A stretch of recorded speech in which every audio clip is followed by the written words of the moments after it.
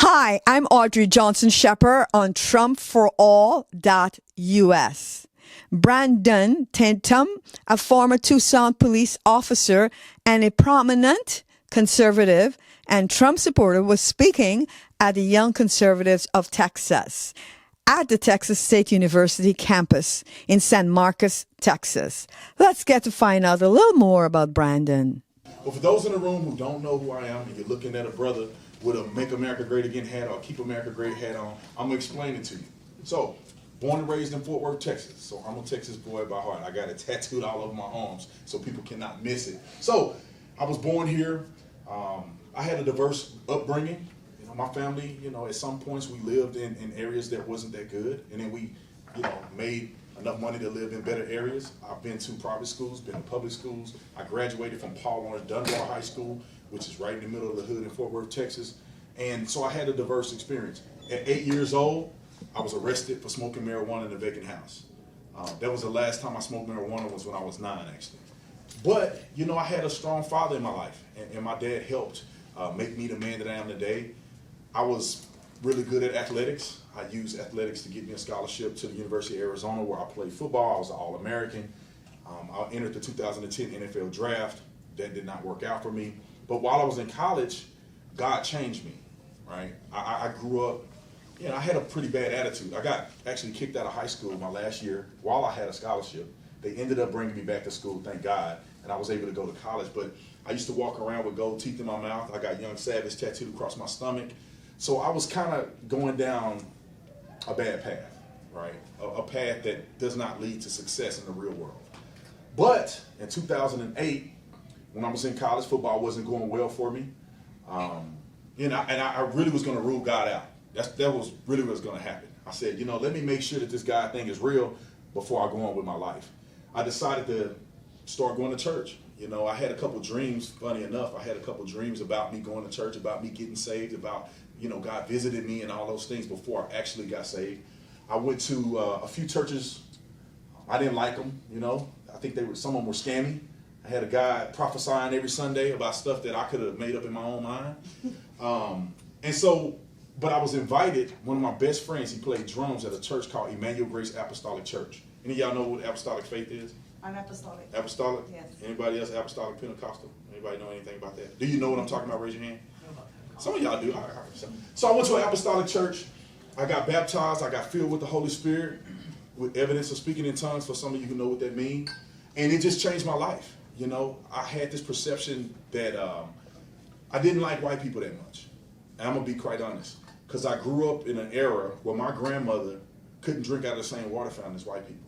And so it was kind of put into my mind, especially growing up in an all-black neighborhood, that there was tension between black and white people. And when I got saved, all of that went out the window. I realized that we're all God's children. And that's all that matters. And then after that, I was a liberal still. I think I was still liberal. I wasn't really politically involved, but I believed I was a liberal. I believed I was a Democrat. Because growing up, Democrat is for the black people. And the Republicans are racist white people. That's pretty much what it was.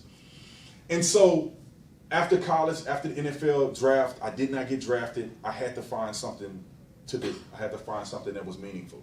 It's a full story behind that, but I'm going to jump to the main meat and potatoes of the story.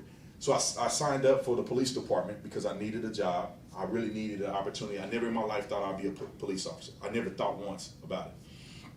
But I signed up at the time because I had a small son and I needed to make things happen. All right. When you're an adult, it doesn't matter how you feel. You need to take care of your responsibilities. So I applied. I wasn't sure if I wanted to do it. They ended up calling me back, and I said, "Well, let me see what's up." I did a ride along, and it blew my mind. For the first time in my life, I saw a hero. And I love football players. I think they're amazing people, some of them. And but I thought they was heroes until I did a ride along with Officer Sean Payne, and it literally blew my mind. We went from changing a flat tire of an elderly woman to going lights and sirens, we call it Code 3, to a young man who was committing suicide. And it's funny that this desk is set up like this because this is similar to the scene that I walked in on. We went to the apartment complex. They kicked the door in. I was able to sit, kind of stand off to the side. When they kicked the door in, they went in. I was able to go in and look behind them, and the kid was sitting at a table just like this. It was almost exactly like this. It was a long table, and he was literally cutting his wrist. I saw him. and Sean Payne saved his life. And I remember getting back in the car with Sean Payne because he had asked me about my family and we were talking about it. We get back in the car, and I'll never forget this. He resumed his conversation with me about my family, and I'm like, what family? I have a family. And, you know, my heart was just racing. And he was like, man, I do this every day. I'm like, you do this every day? I said, man, you know, inside I was like, you know, I got to do this. I think this is God calling on my life. So I became a police officer in 2011. I did everything in the police department. Believe it or not, I was the spokesperson of the police department for a few years. I was on the SWAT team. I was a general instructor, meaning I taught at the academy, and I was eligible to teach all around the country, or at least in the state of Arizona. I was Arizona certified. I also was a field training officer. I trained new officers when they came onto the department. I was CIT trained, crisis intervention trained. We were trained how to deal with people who were in crisis, commit suicide, things like that. So while I was a police officer, I was still battling with the liberal mindset, in my personal opinion. I voted for Barack Obama. How many of y'all voted for Barack Obama at least once? Oh, we got two people. The rest of y'all ain't trying to be honest. No, so I voted for Barack Obama. I really thought that he was a positive change. I wasn't deep into politics. I wasn't conservative. I didn't even know what that stuff meant, to be honest. But I thought he was positive. He was a swaggy person. He could speak well. What he said made sense to a person who's not deep into politics, who don't understand policy, don't understand the Constitution well. So he sounded really good. I thought it was a good change for our country. Now, the first time he ran, I did not vote for him because I didn't want to be voting for a person just because they're black. I said, I'm not doing it. I didn't know enough about it. The second term, I don't advise anybody to do this, but his second term, I watched all of the debates. And I decided to vote on him based on the debates against Mitt Romney. So I voted for him. Everybody on the police department was like, Brandon, I don't understand how you support Democrats when you're a Christian. You believe in all of these moral values that the Democratic Party don't seem to have. And I was like, no, Obama's cool. You know, I don't agree with everything, but these things I do agree with. Over time, my best friend Woody, one of my good friends, we were on the SWAT team together. He would tell me every day, look at your boy. Look at what he's passing. Look at what they're doing. And I still was in denial. Barack Obama messed up with me when he started coming out against police officers. Yeah. He disrespected the badge.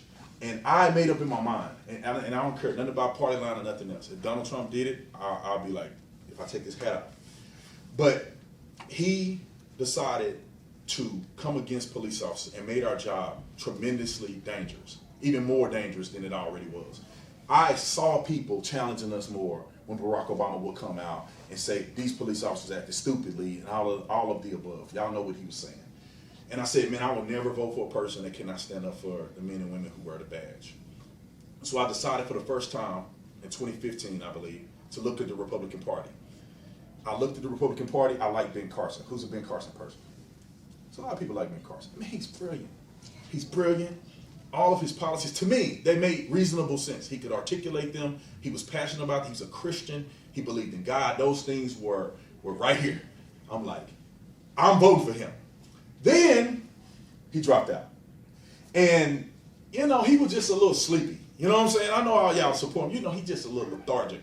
So he wasn't able to keep up with the field. So he dropped out and endorsed Trump. And I was like, that's crazy. I don't know what, you know, he's a smart man. Why would he endorse Trump? And at the time, I thought Trump was just playing. How many of y'all thought Trump was playing when he first started? I thought he was, you know, he's a big billionaire. He don't have nothing to lose. He's up there embarrassing politicians, getting his name recognition, and he's going to bounce. But then he came to Tucson, and I said, I might as well check this dude out. You know, he's Donald Trump, you know what I mean? When do you get a chance to see Donald Trump somewhere? So I said, let me check him out. I'm going to rule this guy out. You know, if he's the racist that they say he is, some white person is going to say something crazy to me at the rally, and I'm going to know that he's a racist and I'll never vote for him. I went to the rally in Tucson, and it blew my mind. How many of you guys seen that first video I made? Y'all probably don't remember that. In 2016, I made a video about my experience at the rally. And I was very impartial. You know, I wasn't going to support him or not. I didn't know. I wore a black shirt and some khakis. You know, I wasn't trumping. And I went in there, and the protesters were out of control. I had no idea. And I'm going to tell you this, and it's funny, some people probably think it's crazy if I say this, but when I was going through the line, people were yelling and screaming at me, calling me a white supremacist, saying that I support racists. I mean, they were just mauling us, people who walked through the line. And for a minute, I felt like, and no lie, I felt like I was Martin Luther King or somebody.